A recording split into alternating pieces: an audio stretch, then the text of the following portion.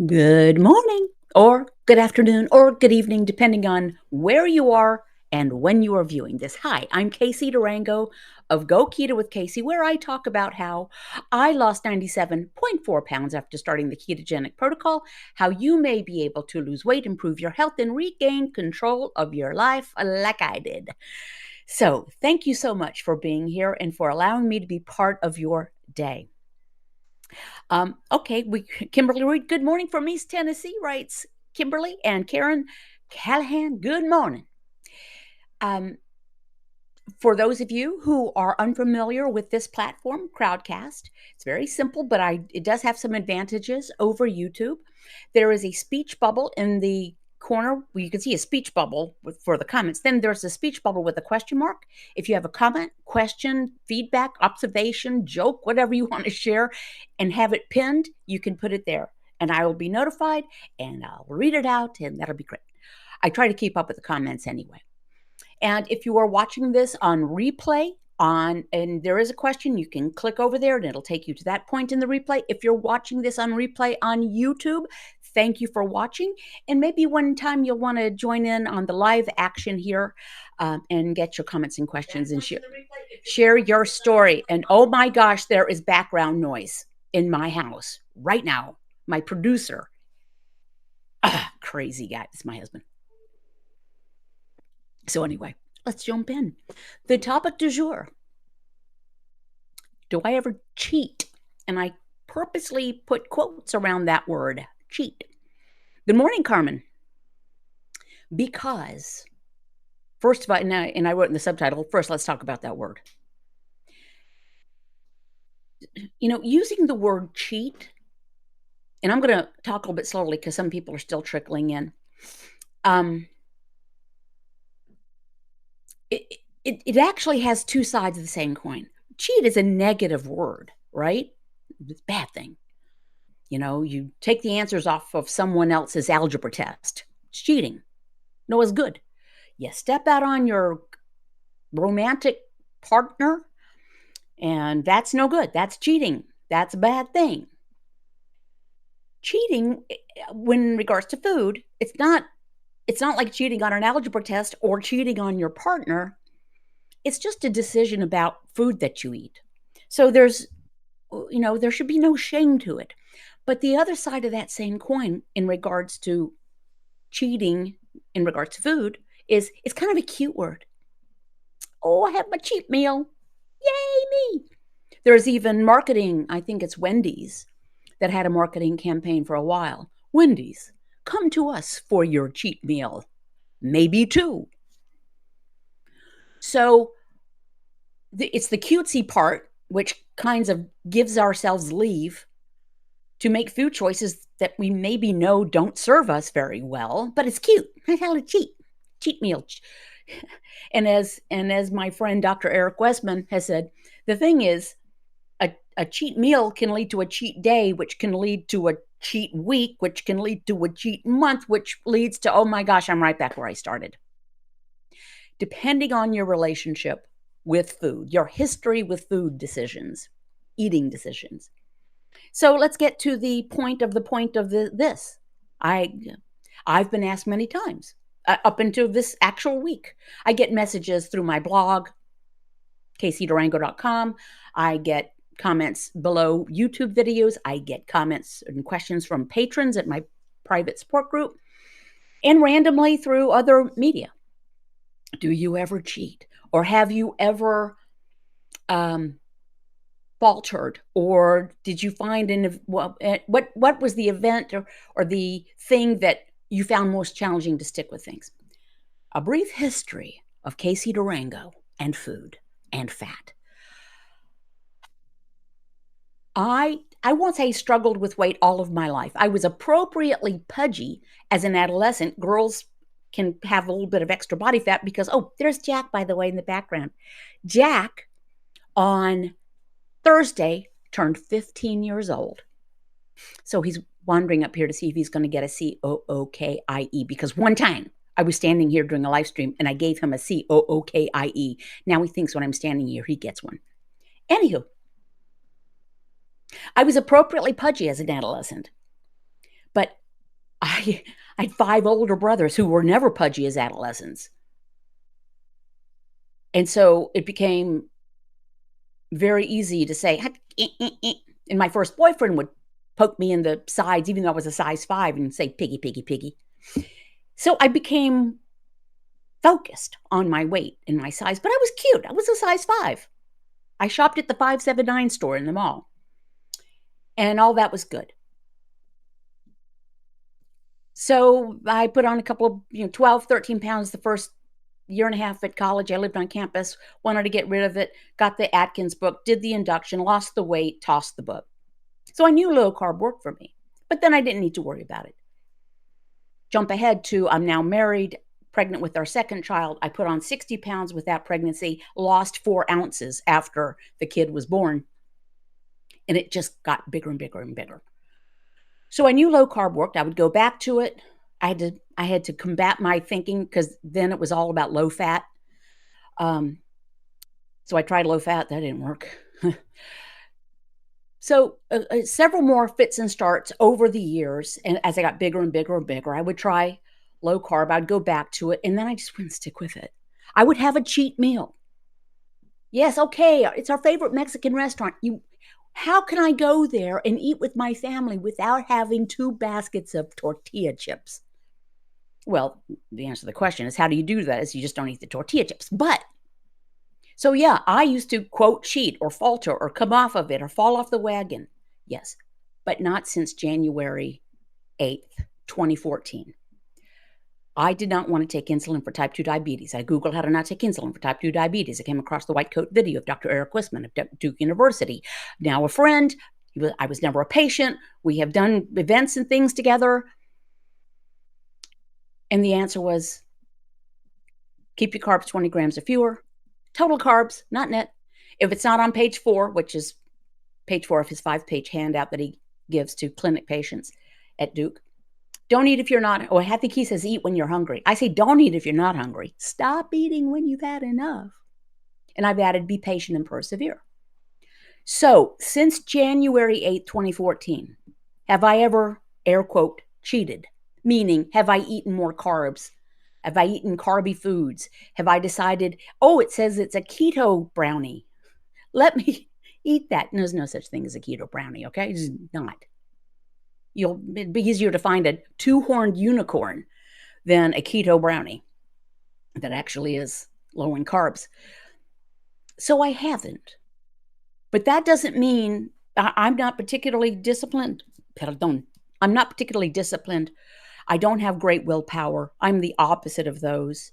I'm pretty indulged and spoiled. Is anyone talking? I'm not seeing any comments. Can you guys see me and hear me? Can everyone see me and hear me? Okay. That's cool. You don't have to say anything. I'm gonna make sure I'm doing this right. Okay. So it's not a it's not a cheat, but no, I have not done what some people would consider a cheat or fallen off the wagon. Why? I didn't want to take insulin for type 2 diabetes. I didn't feel well physically. Karen writes, yes, we are listening. Great. I didn't feel well physically. I certainly didn't look the way I wanted to look. Not that looks are the most important thing in the world, but don't we all want to look the way we want to look or as close to the way we want to look as possible? But I really didn't feel well. And my moods were all messed up and it was not because of menopause. I started this in my mid 50s. I'd been overweight, obese, and morbidly obese for 30 years. From my mid 20s to my mid 50s. I think I was already through menopause. I haven't had a uterus since like I was 29 or 30. So I don't know, but I'm pretty sure I was past menopause. It was because I didn't feel well. I was burning sugar for fuel. When you do that, I was not making good food decisions. When you're burning sugar for fuel, your brain tells you you're hungry when you still have food digesting in your stomach. I wanted to change that. I essentially given up on the cosmetic piece. I'd given up on feeling better. I just didn't wanna take insulin for type 2 diabetes. I've I've had cancer 3 times in my life over the course of years, and that I could deal with better than having to take insulin for something that I knew I'd caused, type 2 diabetes. So, no, since that day, I have not.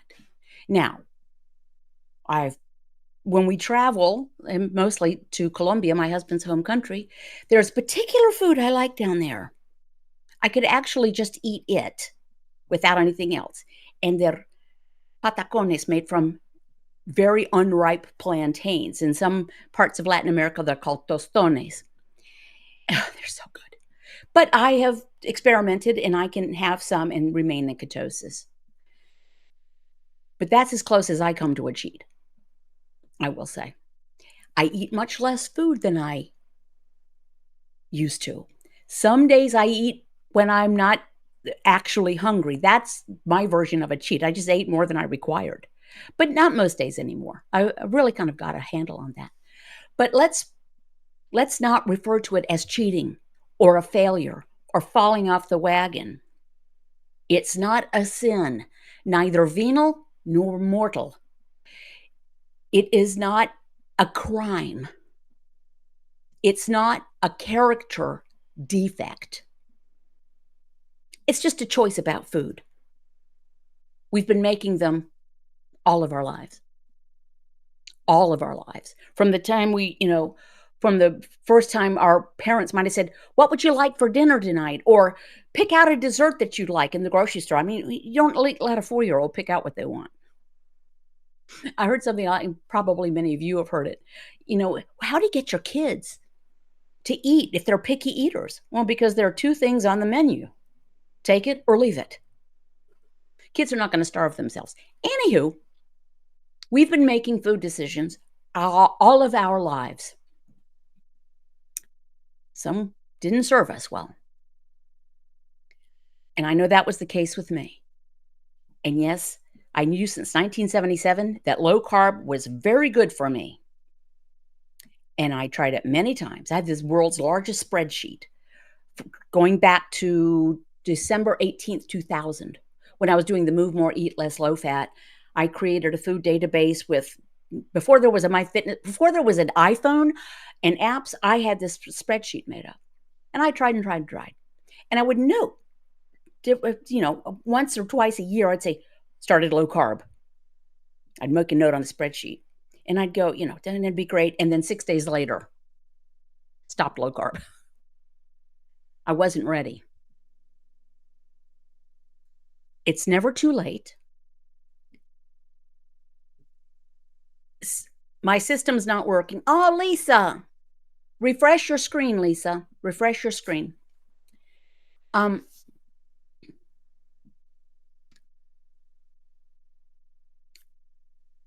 let's not judge ourselves based on our food choices. Like I said, it's not like cheating on your spouse or partner. I heard a definition once of what infidelity is, what cheating is. It doesn't have to be the act. I thought a good definition was if you do or say anything to another person, a potentially the opposite sex person or same sex or whatever, if you do or say something to another person that you wouldn't do or say if your partner was standing right next to you listening, that's cheating. That's not good.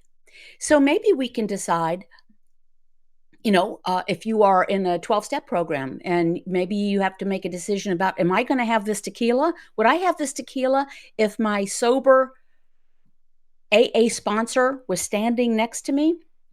Or would I really work on resisting?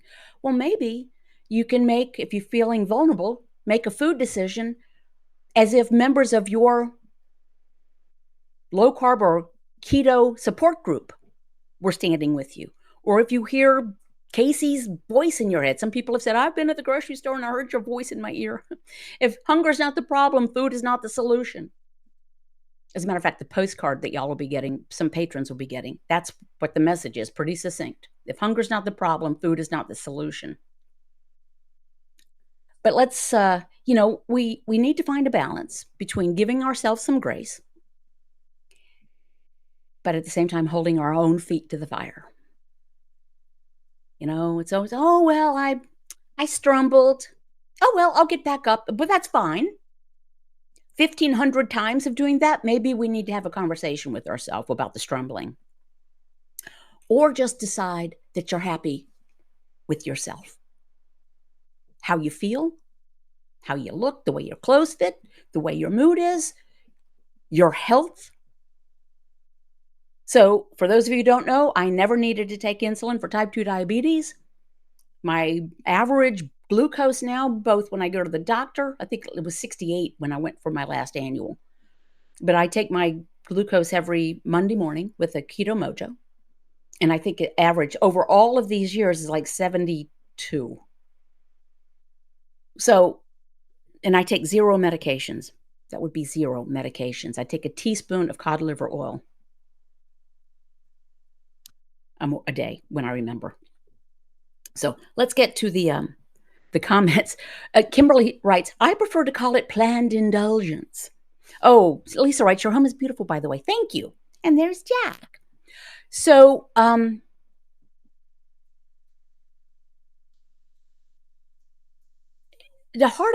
food is the easy part. If you're not prone to believe ridiculosity. No, keto, what's it called? Granola. No. What's on page 4? And if it's not on page 4, don't eat it, but you don't even need a food list. It's fatty sources of protein. This is not a high fat diet. This is not a high protein diet. It's just eat fatty sources of protein. If you want, you can have non-starchy vegetables in limited amounts and full fat dairy in limited amounts. Don't eat if you're not hungry, and stop eating when you've had enough. If you eat fatty and slow down. I had this. Eat slowly.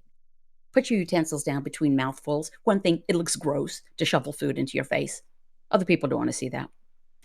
But also, it really does help with getting fuller on less. We eat too quickly. We shovel. Sometimes we're putting more food in our mouth when we're still chewing in the back of our mouth, right? Slow down. Anyway, fatty sources of protein are quite satiating. So you don't really need to measure it all that much. I don't measure anything. I have no idea how many grams or ounces of protein and fat I eat in a day. The only thing I've ever measured, a carbohydrate, 20 grams or fewer. But I'm not carnivore. I like vegetables, and I'll occasionally have some, just not many. I don't eat much, so I always default to fatty sources of protein. Rebecca Ruggles, hello. Lisa writes, cod liver oil. Say more, please. Okay, so here's something. At 2 physicals ago, my annual, 2 ago, everything was great, except I was quite deficient in vitamin D. Vitamin D deficiency is common because, we swathe ourselves in sunblock, which is good to do. We don't want skin cancer, but we don't get out as much. We're playing video games, or some people are. We shun the sun and all this, and other sources of vitamin D maybe we're not getting. So mine was pretty deficient, not just kind of like the normal people are deficient in vitamin D. So I researched, and it came up that one of the best, I think I heard it on the People's Pharmacy. That's exactly what I did. People's Pharmacy, which is a great source, said actually cod liver oil is high in DHA, omega 3s, and high in vitamin D, and I think high in vitamin A. So I take a teaspoon a day, right? Not even every single day. Excuse me, someone's messaging me. Nope. The next annual, not only was I not deficient, my vitamin D was totally in the normal range. Vitamin D, cod liver oil. I get it at Amazon. Carlson, cod liver oil. I get it. If you go to my blog and my faves or my recommendations or something, you'll see it. And if you use that link, then I get a little taste, and it doesn't cost you anything. Rebecca Ruggles writes, learn how to indulge with non-food things, pleasure beyond food. And you know what? This is just what we talked about. There was a snippet topic. I have a private support group on patreon.com. Link somewhere. You can find it on YouTube, but it's just Go Keto with Casey Patreon. And I have a private group where the topics are suggested by patrons, and I do every weekday morning, I do a pre-recorded video snippet from my kitchen counter with bedhead and no makeup and sometimes pre-coffee. And it was a someone wrote, I feel like rewarding myself, but I don't know if that makes sense to do for every little, accomplishment. Yes, but not with food. And I told the story about my Pandora bracelet and all that stuff. So, yes, non-food rewards. We deserve to pat ourselves on the back, particularly if we've had struggles. Um, I'm going to repeat that you do not have to buy one thing to be 100% successful at the ketogenic protocol. Nothing, not a kit, not powders, not potions, certainly not exogenous ketones. You don't even need a meal plan, but I will happily sell you a green book. This is a journal I designed like 3 years ago. You can see it at Amazon. It's got quotes and all that stuff, or link below on YouTube, shirts, caps, mugs, stickers, and my Patreon group, which is a really good, great group of people. And I appreciate them very much. Um, and there's a support button down here, which feels tacky, but some of you have clicked it and made a little donation, which really helps. And I appreciate it. Just trying to earn my keep, y'all, and to keep free content available. So thank you, thank you, thank you. Someone is really trying to get in touch with me, but it's not one of my kids, and it's not my old man because he's sitting right there. Next time you feel like, and there are marketing forces that really want to use cheat in the cute way. Well, cheat or an indulgence, right? Or not Calgon, Haagen-Dazs, take me away. Godiva chocolate. Oh, and you're, high-powered business person. It's always a woman. Puts her high heels up on her desk and pulls out the drawer and takes out a Godiva chocolate. Like that's going to fix everything. We have to be strong within ourselves. So the answer to the question for me is no, I don't. I did before. I gave myself excuses. I have a mug that says I laid off the carbs and laid off the excuses because that's what I did because I made excuses. They were not even explanations. They were excuses for why I made bad food choices. Oh, my life is hard. I use food to cope. Nope, we use food to not cope. We use food as avoidance and a distraction. Oh, food is love. No, love is love. Food is fuel. I kept seeing TikTokers go crazy about it. An age old thing, right? But there's always something to what grandma recommends. Oh, talking about eating slowly? I don't know what you're talking about. Hello, loving brain. And Lisa, now, Lisa, I do want to reach out to you. We are closer to committing to the Go Keto with Casey cruise. We had some things to take care of behind the scenes. Frankly, my biggest concern right now is immigration policies that might make travel difficult. But anyway, there is hopefully Go Keto with Casey cruise in March of next year, Eastern Caribbean. Lisa Pennert is a travel coordinator. And when we make a final decision, I will put that information out there. We will keep our fingers crossed about the things about which we cannot control. Is there anything else I wanted to share? I don't know. Life is good for me. I'm amazed at how changing my nutrition changed my life. I'm not just talking about losing weight. I'm talking about teetering on the edge of lots of metabolic problems, chronic metabolic problems, high blood pressure, high blood sugar, screwed up triglycerides and HDL, and being rotund. If you go to my blog, you can see some photos under before photos. And I was chronically depressed, not every day, but you don't have to have depression every day for it to impact your life. And I didn't feel good about myself. And I didn't know if I wanted to live another 30 years feeling like that. All that changed. Now I'm kind of like, what's going to happen next? So, yes, and Lisa writes, so glad to hear. Oh, sorry. So we have a question. See how this is cool? The question pops up on the screen. Thank you so much, for putting this, Kimberly. Kimberly writes, did you struggle with fatigue in the beginning? Opposite. I had like a burst of energy. I used to need, like, I felt like I needed an afternoon nap just about every day. Like George Costanza, when he was working for the Yankees, he would take a nap under his desk. That's the way I felt. No, I actually, when I flipped over, and it didn't take long from burning glucose for sugar, glucose for energy, to burning fat for fuel, I felt much better. Some people do. They say, oh, it's lack of carbs. I need to eat carbs. I'll feel more energetic. It's more likely when you lay off the carbs.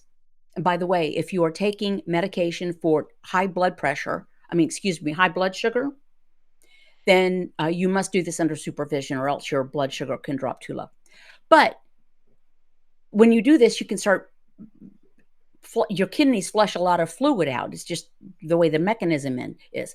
With flushing the fluid can go sodium in that fluid. With sodium can go magnesium and potassium. And the blood the volume shrinks down just a little bit, can make you feel a little headachy, a little fatiguey. Quick fix for that is get some cheap sodium. Dr. Westman recommends a bouillon cube or two. The cheap Knorr's bouillon cubes, they're high in sodium. Have some soup, sip on it, and that can plump the blood back up. So, no, I did not have that. But thank you very much, Kimberly. And I want to thank everyone who's been so generous with the support button. It is amazing to me, and I very much appreciate it. And I love it when people buy the green book or buy a mug or a sticker. Or a sticker that says, if I can do this, you can do this. Rebecca Ruggles writes, cheating implies that you are wanting to get away from your everyday. Instead, work on building a life you don't want to cheat. That's a good way to put it on. Yeah. Yeah, I don't want to get away from this. I'm happy with this. I'm happy with the food I get to eat, not the food I have to eat, the food I get to eat. Lots of the food that was like, verboten before. It feels indulgent. It feels decadent. And it's satisfying and delicious and cheaper. Our grocery bill continues to go down. 12-month period over previous 12-month period continues to go down and down. Why? Because the food we eat, we require less food because we're older. And we just, it used to be Sunday nights, we cooked 2 ribeyes. We'd each eat a 10 or 12 ounce ribeye. Now I cook 1 ribeye on a Sunday night. My husband eats half of it. I don't eat. I might have 2 bites of the fatty end. And he's got the other half for the next day, and I make a Chinese stir fry with the leftover ribeye. Just, from 2 ribeyes a night to 1 ribeye for 2 nights. Do the math. So, yes, it's food that I enjoy eating. It nourishes me. It fuels me.